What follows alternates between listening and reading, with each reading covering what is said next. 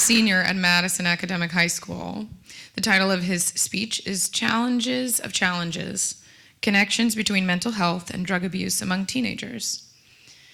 He is interested in math, business, and sports. He's passionate about martial arts, karate, and trains year-round. His dream job is to work as a land surveyor and go to college to get a degree in both surveying and business, which is fabulous. Can you guys please welcome Gavin Slaughter? You got it.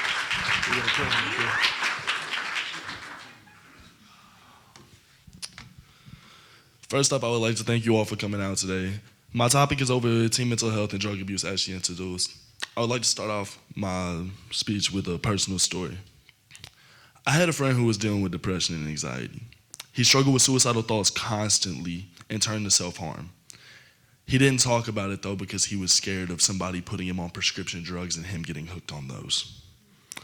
So instead, he turned to street drugs. Started off with weed, simple alcohol, stuff like that, but it quickly turned to antidepressants and painkillers. He thought they were helping at first. He didn't really see any negative side to it until one day they didn't help. So he took more and more. And he kept taking more until one day he ended up passed out on his floor, OD'd, and his mom found him 2 hours later. A 16-year-old kid passed away that day because he felt he had nowhere to go. There are plenty of stories like this, not just in Jackson, but worldwide. According to the Office of Population Affairs, 49.5% of teenagers struggle with mental health at least once throughout adolescence. Of that number, 70% of them continue to suffer through it long term. And that's only of the reports of people who talk about it. 5,000 yearly suicides of people under the age of 25. Every day there are approximately 12 youth suicides throughout the US. Every 2 hours and 11 minutes, somebody under the age of 25 takes their own life. It's estimated that for every completed attempt, there are 100 to 200 attempts that failed.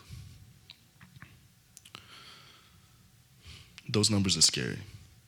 Although these numbers are not just for Jackson, this isn't a problem just for those who are far away. This is a widespread issue throughout the US, but I have a feeling with the power of Jackson, we could at least make a change here.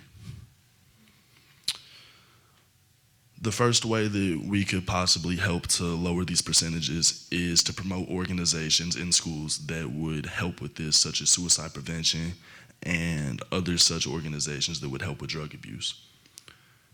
The issue with this, though, is making it in areas that are accessible. At my school, Madison Academic, there's not a lot of posters on the walls. The only posters are really in the counselor's offices, which is maybe 15-foot hallway with a 5-foot bulletin board on it.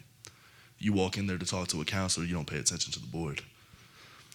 So maybe putting these posters in front of bathrooms, in front of like cafeterias, wherever students go constantly will help a lot. And even if only one student out of 1,000 actually calls that number and it helps them, it would be worth the amount of money that it would cost to put up a poster in that area. Another way we could help students that are struggling with these issues is an alteration to our current school policies when it comes to suspensions for issues that are caused by either anger issues, drug abuse, drug usage, drug possessions, things like that. I'm not saying just cut out suspensions entirely because that would cause a bigger issue in itself. But instead of just the isolation of suspension and kicking them out of school to where they are by themselves and on their own now, either keep the suspension time the same or cut it a little bit and make it to where when they come back, they have to speak to somebody at least once or twice a week.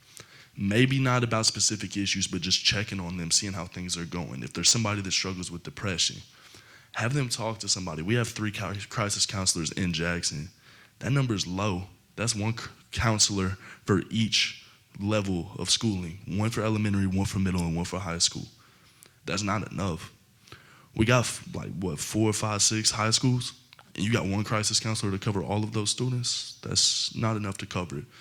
Which I understand there are issues when it comes to finding people that are actually qualified for it. But that's something that we could work on.